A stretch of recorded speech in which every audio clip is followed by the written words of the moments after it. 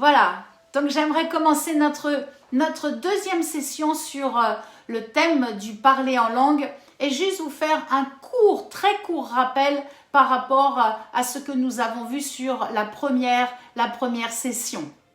Le rappel, c'est vraiment de ne pas oublier que si nous voulons l'onction et la puissance du Saint-Esprit, nous devons savoir que le Saint-Esprit agit sur 3 dimensions et qu'il y a donc le Saint-Esprit avec nous, le Saint-Esprit en nous et le Saint-Esprit sur nous. Amen.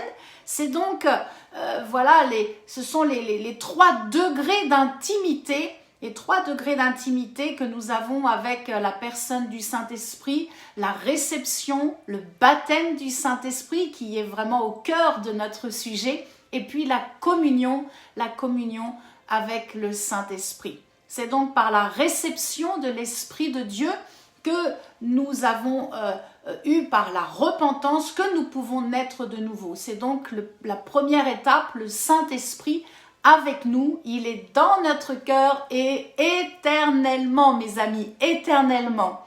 Deuxièmement, c'est le signe initial, le parler en langue. Je vous ai apporté les preuves appuyées sur la parole de Dieu, qui valide donc le baptême de l'Esprit de Dieu. C'est donc Dieu en nous et donc nous devenons une habitation de Dieu en esprit. Le 3e point, c'est notre communion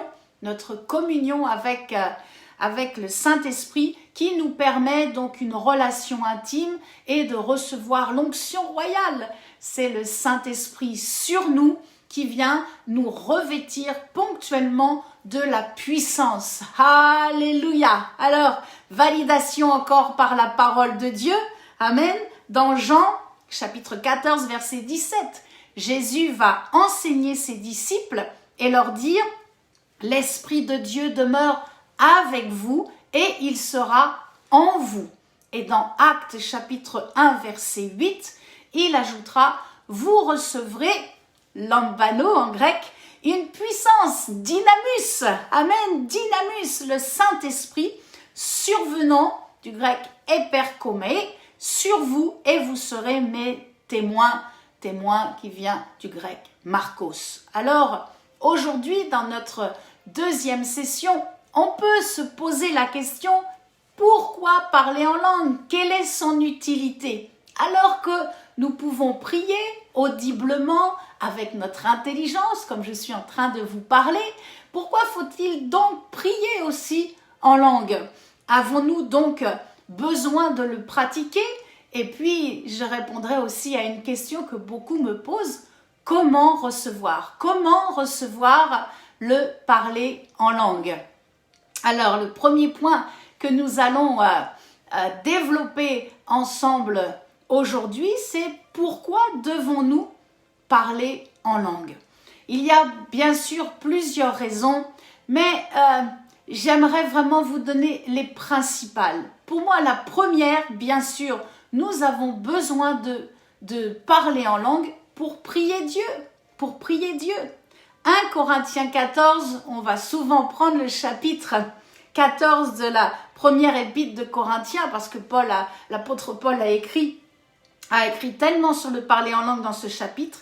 Au verset 2, 1 Corinthiens 14, verset 2. En effet, celui qui parle en langue ne parle pas aux hommes, mais il parle à qui? Il parle à Dieu, car personne ne le comprend. C'est en esprit qu'il dit des mystères. La prière en langue va donc venir compléter et elle va venir secourir notre prière qui est faite avec intelligence afin que nous puissions entrer dans une intimité, une relation parfaite, une relation intime parfaite avec Dieu le Père. Alléluia, oui mes amis, c'est possible, c'est ça le miracle, c'est ça l'amour de Dieu. Deuxièmement, nous avons besoin du parler en langue pour lutter contre les démons. Et oui, le parler en langue est une puissance et je l'ai personnellement vécu. Je me souviens, c'était lors de mon premier voyage missionnaire pour le Bénin et j'accompagnais à l'époque mon père spirituel. J'étais en formation Et je suis allée à Paris pour aller chercher donc nos visas sur nos passeports. Et voilà, donc on dépose les visas le matin et on les récupère l'après-midi. Et entre deux, donc je vais faire un peu de shopping. Et puis d'un seul coup, je vois au loin une femme qui vient vers moi et qui voulait me saisir la main. Tout de suite, le Saint-Esprit m'a fait comprendre que c'était une voyante, une envoyée des ténèbres. Et cela m'a beaucoup servi pour ma première mission au Bénin. Et tout de suite, le Saint-Esprit m'a fait parler en langue. J'ai commencé à prier. J'étais en pleine rue.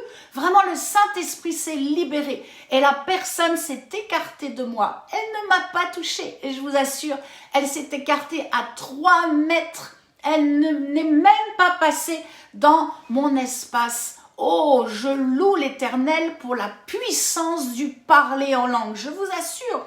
Le parler en langue fait reculer Satan, il fait reculer les démons, il fait reculer tous les envoyés des ténèbres et il bloque, alléluia, il bloque leurs œuvres. Oui, le Saint-Esprit, le parler en langue est une puissance. Le baptême du Saint-Esprit, c'est ce que nous avons vu.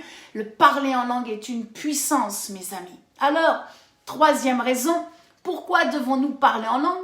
Parce que cela nous édifie nous-mêmes, nous nous édifions personnellement. 1 Corinthiens 14, toujours. Gardez votre Bible ouverte dans 1 Corinthiens 14, verset 4. Verset 4. L'apôtre Paul nous enseigne, celui qui parle en langue s'édifie lui-même. C'est-à-dire que le don du parler en langue en moi va m'accorder ma propre édification. Je me bâtis, je me construis quand je parle en langue. À la différence, et nous le verrons dans la prochaine session, à la différence des autres dons qui sont, eux, pour l'utilité commune. Oh, le Saint-Esprit est tellement merveilleux. Le Saint-Esprit est là et il m'a dit, ne t'inquiète pas Florence, tu parles sur le parler en langue, je suis ici, ne t'inquiète pas.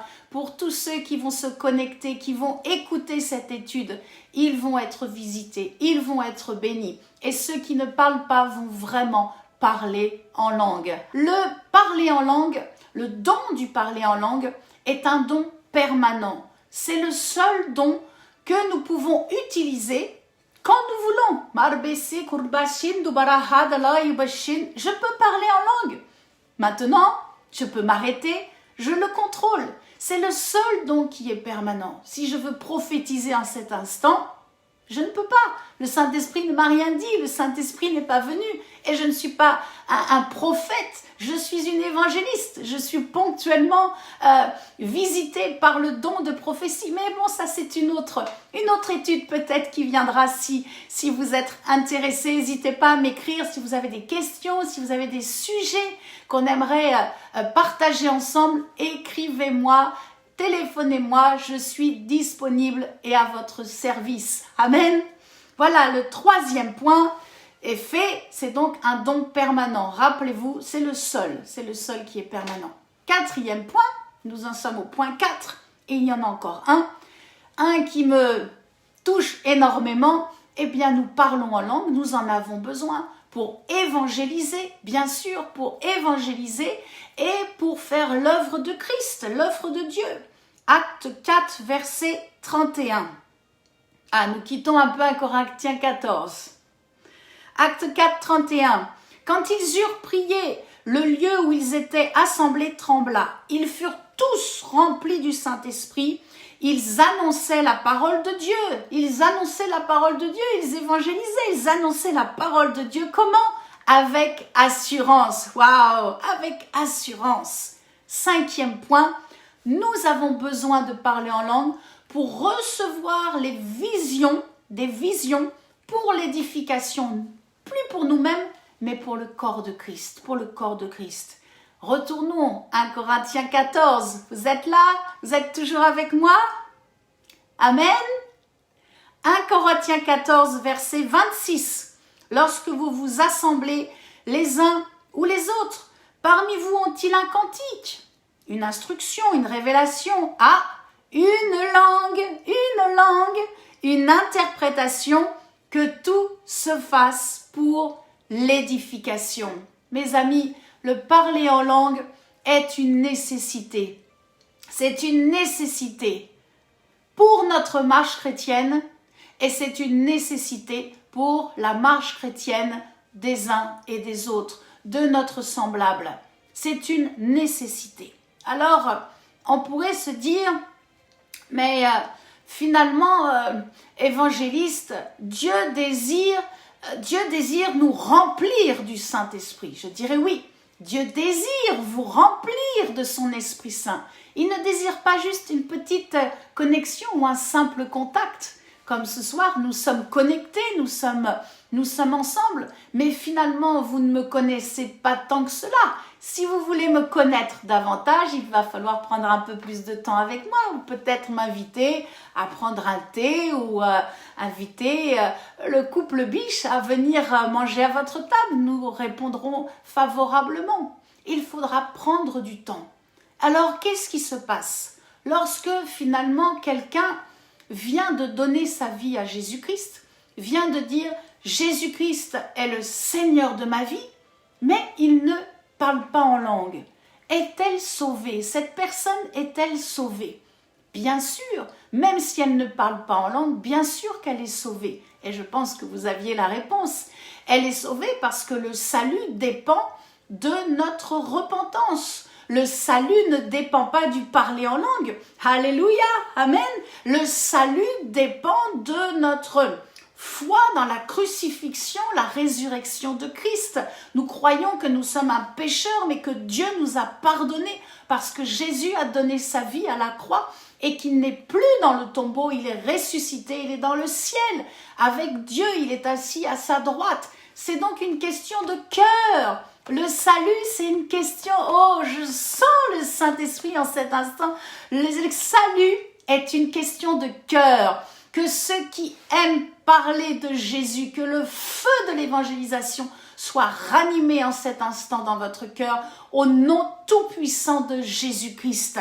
Romains 10, versets 9 à 10, bien sûr, la parole de Dieu est tellement claire, elle est tellement riche. J'aime la parole de Dieu. Et c'est pour ça que vous êtes connectés aujourd'hui. C'est pour ça que vous regardez cette étude sur le parler en langue. C'est parce que vous aimez la parole de Dieu. Romains, chapitre 10, versets 9 à 10. Si tu confesses de ta bouche le Seigneur Jésus, et si tu crois où? Dans ton cœur. Si tu crois dans ton cœur que Dieu l'a ressuscité des morts, tu seras sauvé. Voilà, c'est simple le salut. Car c'est en croyant du cœur qu'on parvient à la justice et c'est en confessant de la bouche qu'on parvient au salut. Amen. Donc, une personne qui vient de donner sa vie à Jésus, elle a juste eu un contact. Elle a eu un contact avec le Saint-Esprit. Au niveau de son cœur, qui est le centre de l'âme, elle a eu un contact. Mais maintenant, il va falloir qu'elle ait un contact au niveau de son esprit. Parce que tant que le don du parler en langue ne s'est pas manifesté, cela veut dire que son esprit n'a pas été visité et le Saint-Esprit ne s'est pas installé dans son esprit. Elle va avoir besoin d'être baptisée. Alléluia. Baptisée du Saint-Esprit. Alors, quand ce baptême peut-il se faire? Eh bien, il peut se faire le jour de sa conversion. La personne vient de donner sa vie à Jésus et paf, elle reçoit le Saint-Esprit et paf, elle reçoit le baptême dans le Saint-Esprit et elle se met à parler en langue. Mais bien souvent, et je ne sais pas si c'était votre cas, mais bien souvent, cela est différé. Pourquoi? Manque de connaissances, ou peut-être la personne n'a pas prié pour cela, ou peut-être manque aussi de puissance, manque de foi. Mais souvent, le parler en langue est différé par rapport au jour où nous nous sommes convertis. Et puis, quelquefois, c'est même pire. Ce baptême ne sera même jamais vécu. Et pourtant, cette personne est sauvée. Le Saint-Esprit l'a convaincu dans son cœur. Et ce sera par la fidélité à la nouvelle alliance, par une marche dans la sanctification, que nous verrons l'authenticité de son salut. Je crois que cette parenthèse était très importante et que chacun, nous devons être vraiment enseignés, être au clair par rapport à cela, par rapport à ce qu'on a vu la semaine dernière sur la différence entre la nouvelle naissance, la conversion, le baptême dans le Saint-Esprit, la communion, bref. Mais là, nous devons être au clair aussi, le rapport entre le salut et le parler en langue. Amen. Alors donc, oui, bien sûr, une personne peut être sauvée et ne pas parler en langue. Mais je crois que si elle désire, dans ce qui est, je veux dire, un désir d'avancement normal, une marche normale chrétienne, eh bien, elle va désirer davantage du Saint-Esprit, elle va désirer la puissance, elle va désirer faire les œuvres de Christ, elle va vouloir savoir quelle est sa place dans le corps de Christ, quelle est sa mission à faire sur terre. Et pour cela, elle aura besoin que le Saint-Esprit s'installe au 3e niveau, au niveau de son esprit. Nous comprenons donc que lorsque nous acceptons Jésus comme notre Sauveur, nous ne recevons pas systématiquement le Saint-Esprit à tous les niveaux de notre être. Je le redis, lorsque nous donnons notre vie à Jésus, lorsque nous avons demandé pardon pour nos péchés, que nous avons confessé Jésus-Christ est le Sauveur, le Seigneur de ma vie, et voilà, qu'on a soufflé sur nous, on a dit voilà, reçois le Saint. Ok, on a reçu, on a eu la réception, mais nous n'avons pas encore été baptisés dans le Saint-Esprit, puisque le signe évident est le parler en langue. Et comme le parler en langue n'est pas encore là, cela veut dire que le Saint-Esprit n'est pas venu au niveau de l'Esprit. Il faut que ça se connecte, il faut qu'il s'installe vraiment dans cette 3e partie. Rappelez-vous, nous sommes formés, Dieu nous a créés à 3 niveaux, corps, âme et esprit. Amen. Et j'aimerais vous prouver cela. J'aimerais vous prouver cela que vraiment lorsque nous acceptons Jésus, nous ne recevons pas systématiquement l'esprit à tous les niveaux de notre être. Dans 1 Corinthiens 6, verset 19, je sens votre foi est édifiée ce soir et vous saisissez des choses qui sont... Maintenant, c'est très clair dans votre esprit et vous allez même pouvoir en enseigner d'autres. Amen. Alléluia, alléluia. Marabase koroboson. Je loue l'Éternel pour votre vie. Je loue l'Éternel pour votre foi qui est édifiée, qui est nourrie ce soir et qui vous emmène dans un nouveau chemin pour pouvoir édifier votre prochain. Alléluia, alléluia. 1 Corinthiens 6, 19. L'apôtre Paul enseigne que nous sommes le temple du Saint-Esprit. Le temple est fait en 3 parties. Le parvis, le lieu saint et le lieu très saint. Le parvis est l'image de notre corps. Le lieu saint est l'image de notre âme. Et le lieu très saint est l'image, bien sûr, de l'esprit. Alors, suivez-moi bien et comprenez vraiment cette révélation pour vous-même, mais pour ceux qui ont besoin de la puissance du Saint-Esprit, qui ont besoin du baptême dans le Saint-Esprit, pour ceux qui sont autour de vous et qui ne parlent pas en langue, vous allez pouvoir leur expliquer la nécessité de parler en langue. Suivez-moi bien.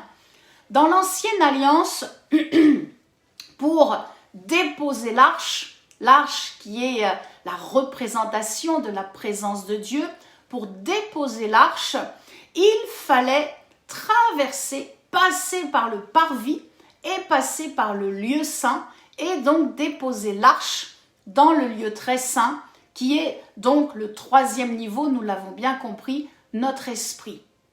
Qu'est-ce que cela veut dire pour nous aujourd'hui ?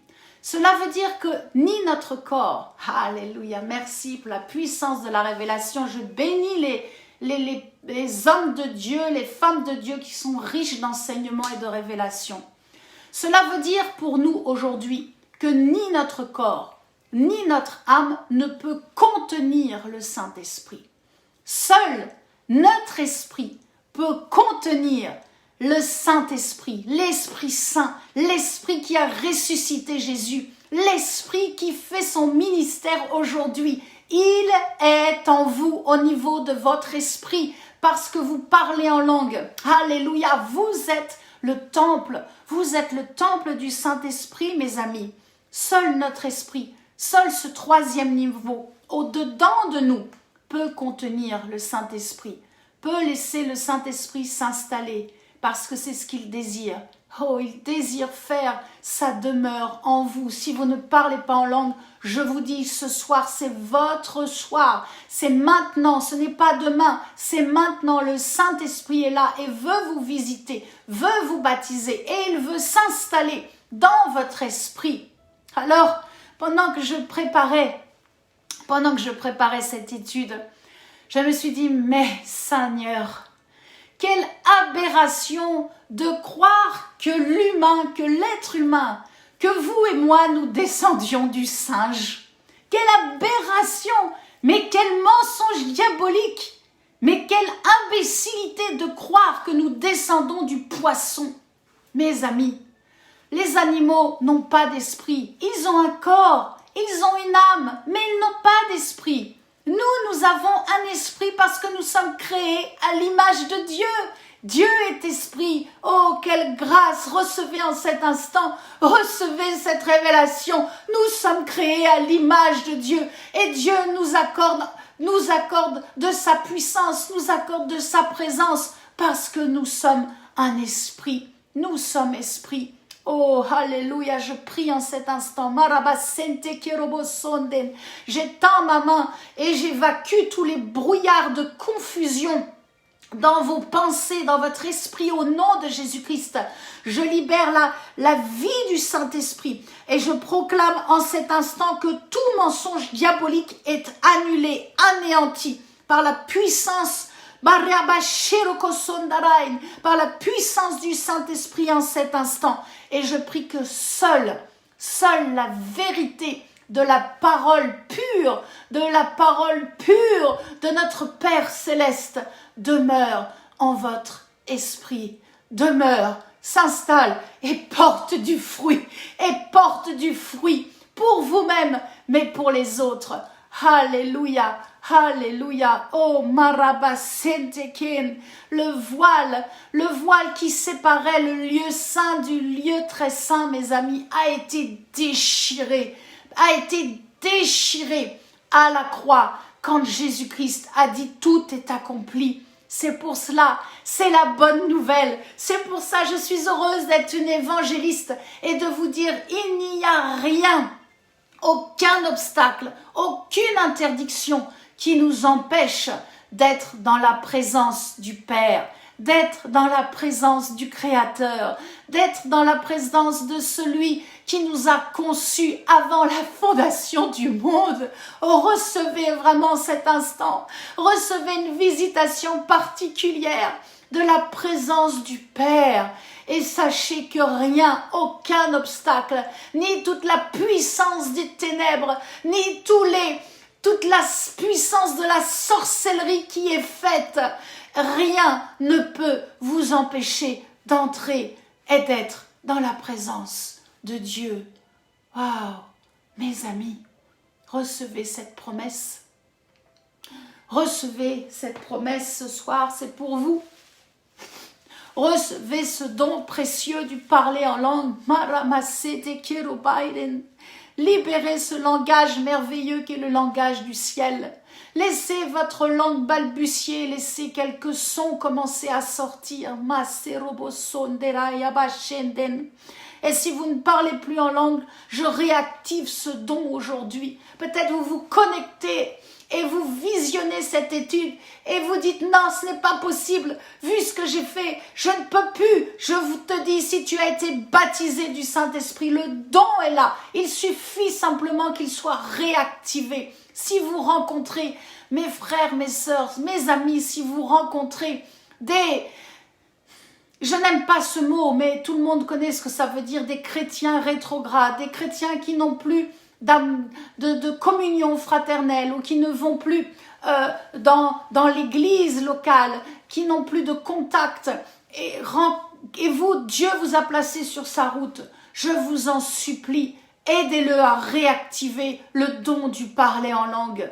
Aidez-le dans la douceur et l'amour du Saint-Esprit. aidez-le à guérir. Parce qu'il y a des blessures au sein du corps de Christ. C'est dommage, mais c'est ainsi, nous sommes encore humains.